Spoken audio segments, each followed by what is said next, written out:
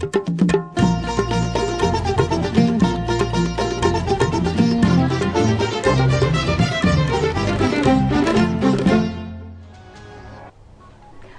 stories across the world to stories here at home, this is the National News Broadcast. A very good evening to you, I'm Nityasar Chandra. Good evening, I'm Lakshita Singha, and to start off, we take a quick look at the top stories. Former Minister Rajitha Senaratne taken into custody. Itukama program to gather funds for COVID-19 healthcare and social security fund has commenced. 3 persons have died from rat bite fever. The health authorities want to be on alert over the spread of the disease. The public transportation services for state and private sector employees to report to work have been strengthened. President instructs authorities to expedite the process to issue the new identity card consisting of individual biodata. Now in your top story this evening, the Itukama program to accumulate funds for COVID-19 healthcare and social security fund established by President Gotabaya Rajapaksa was initiated at the Ministry of Defence today. The fund will be initiated to assist the efforts undertaken with the aim to control the spread of the COVID-19 disease and to promote related social welfare programs.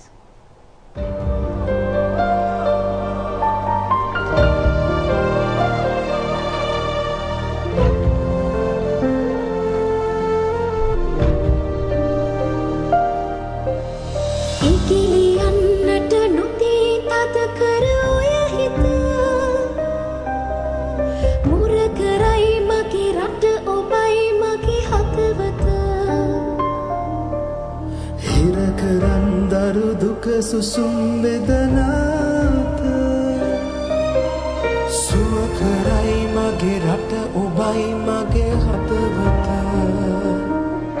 Defence Secretary retired Major General Kamal Gunaratne said that all have gathered together to control the prevailing situation in the country.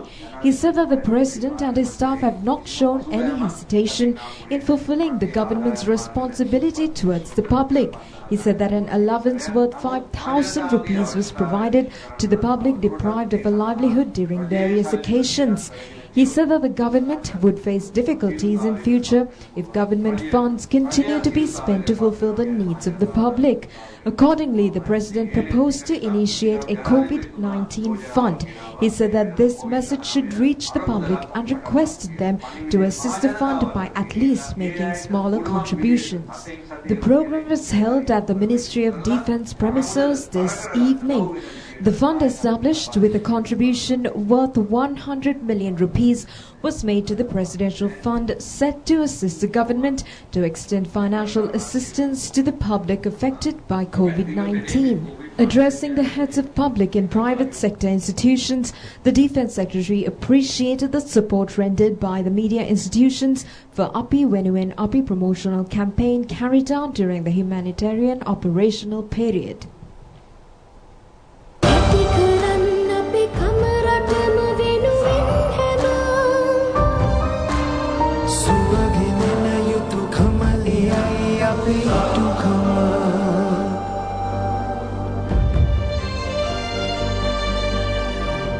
Contribute to the Itukama National Fund for Healthcare and Social Security. Let's do our duty towards Sri Lanka. To donate online, visit itukama.lk.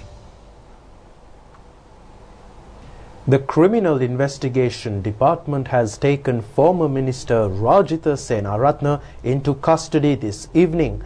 The arrest was made in accordance to an order issued by Colombo Chief Magistrate Lanka Jayaratne today over the controversial white van media briefing incident. An order was issued by the Colombo High Court Judge Manjula Tilakaratne, revoking the order issued by the Colombo Chief Magistrates Court to release former Minister Rajitha Senaratne. Accordingly, Colombo Chief Magistrates Court issued an order to the Criminal Investigation Department to arrest former Minister Rajitha Senaratne. Former Minister Rajitha Senaratne said that 2 persons managed to rescue their lives from the abductions carried out using white vans during the Rajapaksa period. He said that one of them is Atula, who was next to him at the media briefing. He also said that on his right-hand side was the owner and the driver of the van. The media briefing on the controversial white van incident was held on November 10, 2019. Two persons self-proclaimed as the white van drivers took part in the media briefing along with former Minister Rajitha Senaratne. Many civil societies lodged complaints with the Criminal Investigation Department, alleging that the reputation of the then presidential candidate President Gotabaya Rajapaksa was tarnished due to the statements made by these persons during the media briefing. Accordingly, Attorney General Dappula D'Oliveira ordered the Criminal Investigation Department to obtain a warrant from Colombo Fort Magistrates Court to take the former minister into custody. The CID took the former minister into the custody while he was admitted into a private hospital for medical treatments. Accordingly, Colombo Fort Additional Magistrate Shalini Pereira issued an order to take the former minister into remand custody. However, he continued to take treatments for 2 weeks in the same hospital, following his plea to receive treatments for his cardiovascular ailment under the supervision of the prison guards. Subsequently, when the court case was taken up for hearing in a previous occasion, the Colombo Chief Magistrates Court issued an order to release former Minister Rajitha Senaratne. However, the Attorney General's Department submitted a revision application to the Colombo High Court challenging the order issued by the Colombo Chief Magistrates Court, citing contradictions in the legality of the issued order. Issuing the order related to the revision application today, High Court Judge Manjula Tilakaratne said in the open court that the order issued by the Colombo Fort Chief Magistrate to release the former minister is legally and incidentally flawed. The High Court judge stated that the Chief Magistrate's conclusion that there was no possibility for the suspect to escape the judiciary after he was released on bail was erroneous. The High Court judge further stated that the Chief Magistrate should have reached for the Chief Judicial Medical Officer of Colombo to submit a medical report on the health of the former minister prior to his release. The High Court judge also pointed out that according to the Prisons Act, if a remanded person is taken ill, then such person should be admitted into the prison's hospital or a hospital under the purview of the state recommended by a physician of the hospital. Accordingly, the High Court judge indicated that allowing the former minister to receive treatment in a private hospital after he was taken into custody is against Section 65 of the Prisons Act. Citing that all human beings are equal before the law, the High Court judge said that the decision to permit the former minister to receive treatment in a private hospital has deprived the opportunity of other persons to also enjoy this right. High Court Judge Tilakaratne said that overall the Chief Magistrate's failure to pay attention to the relevant incident and legal matters in issuing the bail order has caused a serious shock in the mind of the court. Accordingly, the High Court ordered to revoke the order issued by Colombo Fort Chief Magistrate on December 30th and the case to be forwarded to the Colombo Chief Magistrates Court for future action. Presenting submissions after the declaration of the verdict, Deputy Solicitor General Dilip Apiri said that a stern criticism is prevailing in the larger society on how certain suspects receive medical treatments in private hospitals. He extended his gratitude to the court for setting a positive guidance to the society through this verdict, and all magistrates in the country will be guided on this regard through this court order. The Criminal Investigation Department made submissions to the Colombo Fort Magistrates Court through a motion on the decision made by Colombo High Court Judge Manjula Tilakaratne. Accordingly, Colombo Chief Magistrate Court issued an order to the CID to produce former Minister Rajitha before the court. In accordance to the court order, a special inspection was carried out in one of the residences of the former minister in Muttettugoda. However, the former minister was not available at the residence, yet the former minister surrendered to the CID this evening and was taken into arrest accordingly. Now to more local stories. The railway and bus services will be utilized to transport public and private sector employees to their respective offices. Now, even though Sri Lanka Transport Board buses had only been used for transportation purposes in previous occasions, private bus services have also been deployed for public transportation in the curfew lifted areas from today. Accordingly, close to 3,500 SLTB buses were deployed across the country for transportation purposes today. Chairman of the Sri Lanka Transport Board, Kingsley Ranawaka said that a decline in passengers was noted today, although arrangements were made to ply adequate SLTB buses during the daytime.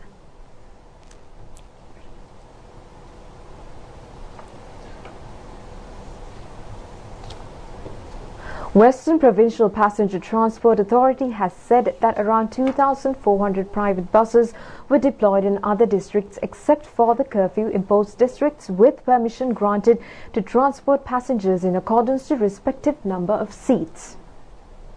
Director General of the Health Services Dr. Anil Jasingha has said that a compulsory requirement is imposed to all commuters to wear a face mask at all times. He also said disinfectants should be kept in the bus and hand washing facilities should also be available at bus stations. 10 trains were deployed today to provide necessary transportation facilities for people arriving to Colombo Fort for employment. The Railways Department said that 1,670 passengers were transported accordingly. General Manager of Railways, Dilanta Fernando, said that the stipulated period allocated to be registered to receive train tickets for next week has been completed.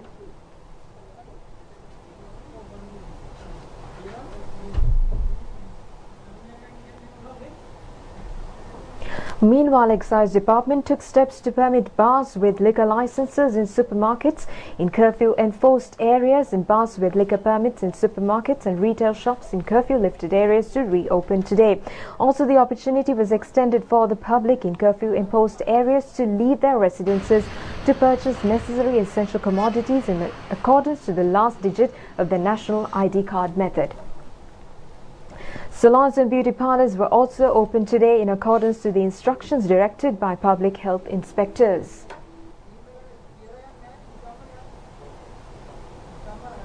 Issuing an announcement, the Department of Registration of Persons has said that steps have been taken to temporarily suspend the one-day service for the issuance of national ID cards. A special program has also been initiated to issue national ID cards. Steps have been taken to issue national ID cards for essential service requirements, including examinations, interviews, driver's license and passports, and the service will be provided through the divisional secretariats. The department has further informed the public to submit the applications prepared to obtain the national ID card through the one-day service before March 16th to the Registration of Persons Division in the respective divisional secretariats. Commissioner General of Department of Registration of Persons P.V. Gunatilaka requested students who have not submitted applications for national ID card to sit for the GCE ordinary level examinations before March 31st to submit the relevant application forms to the respective divisional secretariat at the earliest. A grace period for visa foreigners who have arrived into the country has been extended until June 12th.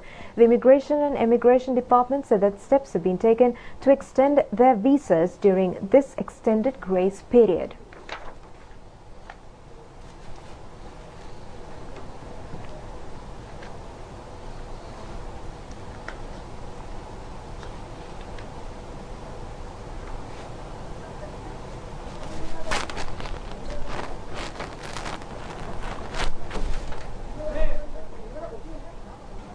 Now, meanwhile, President Gotabaya Rajapaksa reviewed the current status of the proposed unique digital identity card, which will be issued by obtaining biodata of all citizens only once in their lifetime. The discussion on this regard was held at the Presidential Secretariat yesterday. Individual biodata could be viewed physically as well as through the internet. The new identity card, which contains the most accurate data, comprises information required by departments and agencies governed under various regulations.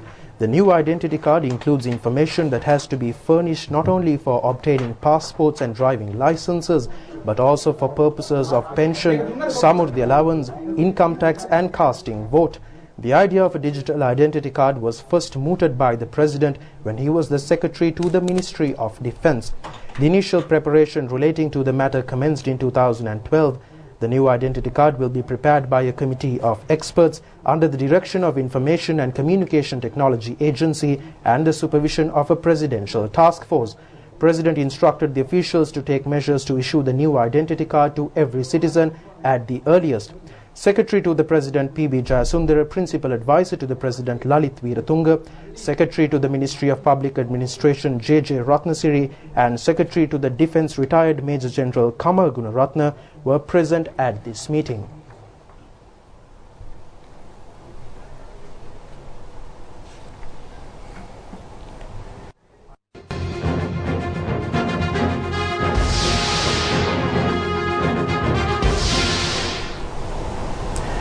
මෙන්න දැන් ලැබුණු විශේෂ පුවතක්. හිටපු අමාත්‍ය රාජිත සේනාරත්න මහතා ලබන 27 වනදා දක්වා රක්ෂිත බන්ධනාගාරගත කරන ලෙස කොටුව ප්‍රධාන මහේස්ත්‍රාත් ලංකා ජයරත්න මෙනවිය මීට සුළු මොහොතකට පෙර නියෝග කළා. ඒ ආందోලනාත්මක සුදුවෑන් මාධ්‍ය හමුව සම්බන්ධයෙනුයි.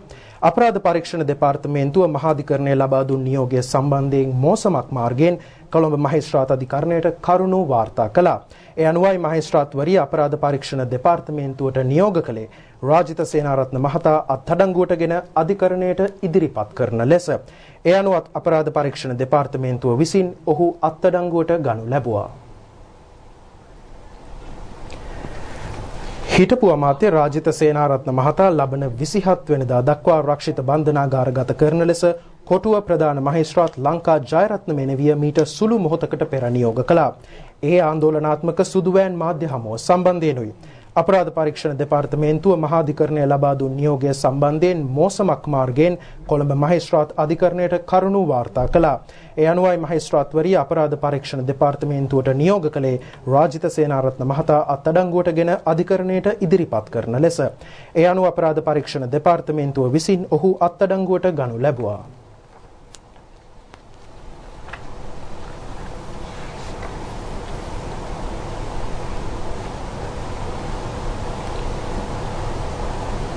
Now for some news that has just come in, former Minister Rajitha Senaratne has been remanded until May 27th. Now the arrest was made in accordance to an order issued by Colombo Chief Magistrate Lanka Jayratne today over the controversial white van media briefing incident. This order was issued when he was produced before the courts today.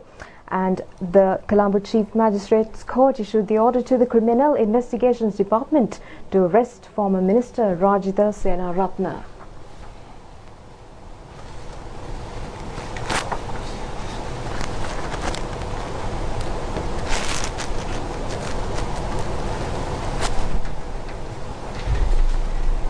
We'll be moving into the English News Bulletin right now.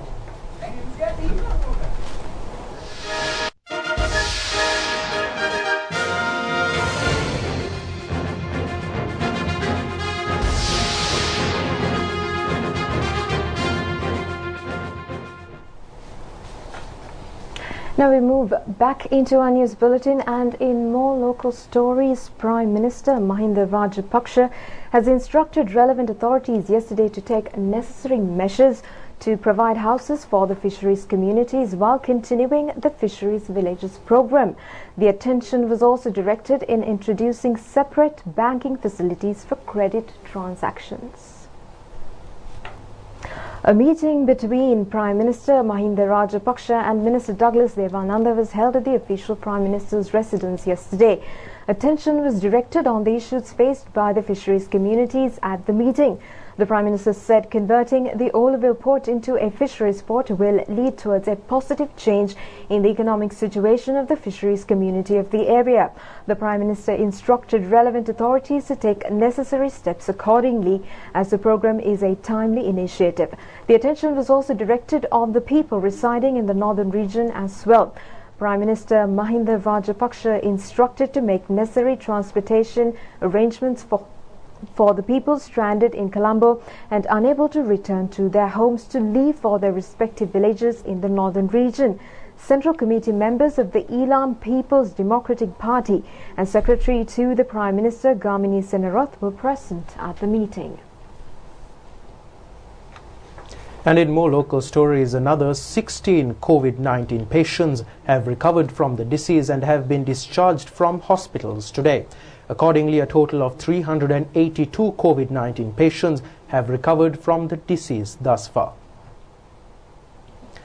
4 more cases of COVID-19 infections have been recorded in the country today.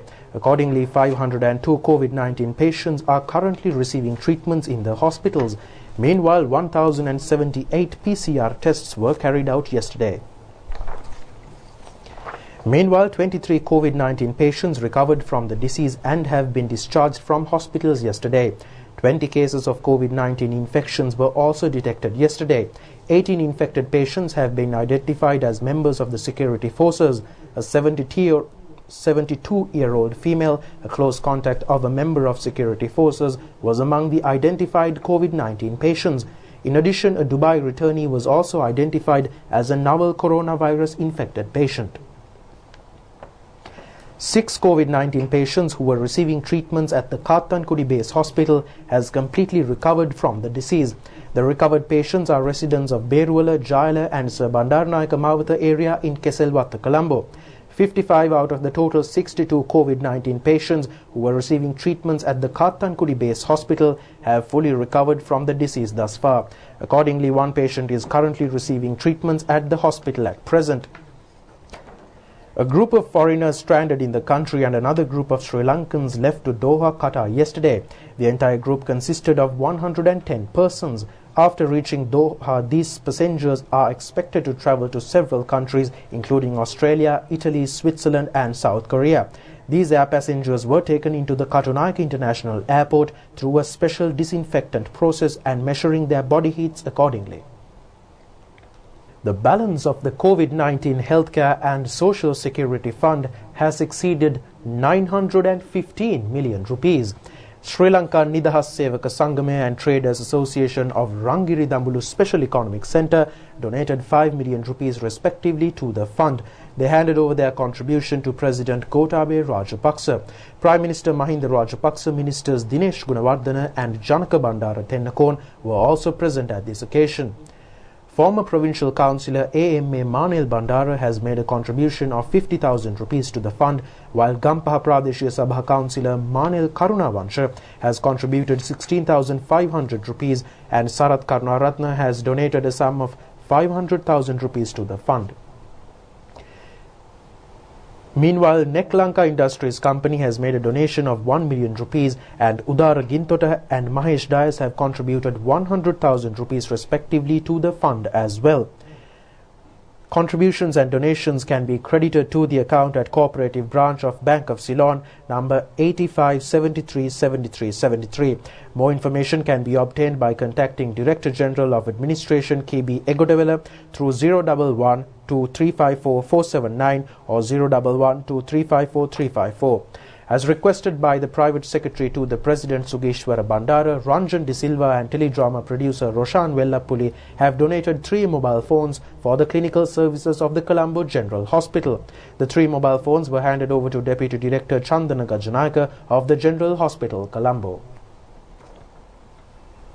Now, in the meantime, Minister of Foreign Relations Dinesh Gunawardena conveyed his appreciation to the Cuban government for the support extended through the dispatch of a Cuban medical team to the Republic of Haiti to attend to the medical needs of Sri Lankans employed in Haiti. The Foreign Minister conveyed these sentiments during a meeting with the Cuban ambassador in Sri Lanka, Joana Elena Ramos Rodriguez, at the Foreign Ministry premises yesterday.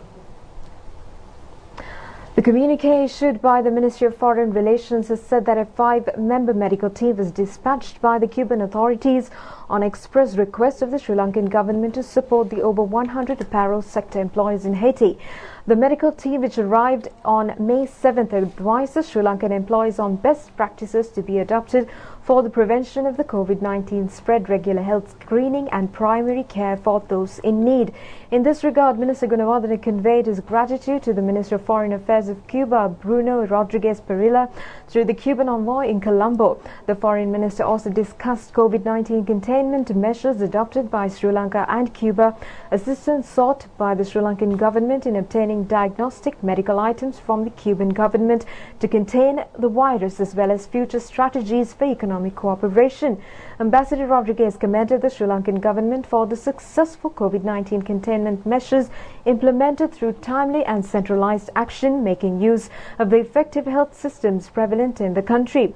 The discussion also focused on existing cooperation between Sri Lanka and Cuba in the bilateral and multilateral spheres on issues of relevance.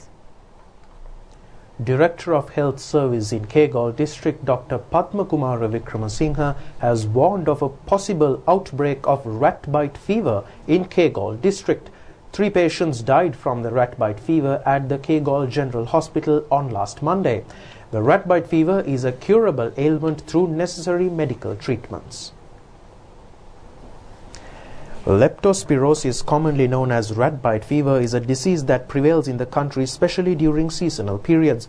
In the country, the rat bite fever is most commonly spread through the feces and urine of rodents affected by the Leptospira bacteria.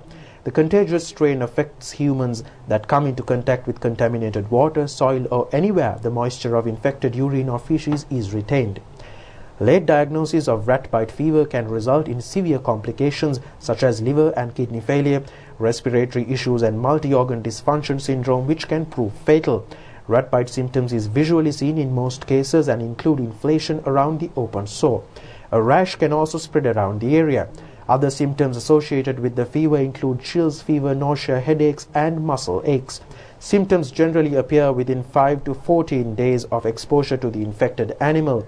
It begins with fever and progresses to the rash on the hands and feet 2 to 4 days. So far, a total of 79 rat bite fever infected patients have been reported, according to Director of Health Service in Kegal District, Dr. Padmakumara Wickramasinghe. Now, the Meteorology Department has forecasted a slight development in the rainy weather conditions over the island due to the low-level atmospheric disturbance in the vicinity of the country in the next couple of days. Showers of thundershowers will occur in the southern province and in Kaluthara district. Showers of thundershowers will occur in central Sabaragamu over eastern and north central provinces and in Colombo and Gampar districts during evenings and nights. Heavy falls about 100 millimeters can be expected at some places in southern central Sabaragamu and Uva provinces and in Kaluthara and Ampara districts. The Met Department has requested the general public to take adequate precaution to minimize damages caused by lightning and localized strong winds during thunder showers. Showers of thunder showers will also occur at several places in sea areas around the island. Heavy showers and strong winds can be expected in some places in sea areas extending from Gaul to Mathura via Hambantota.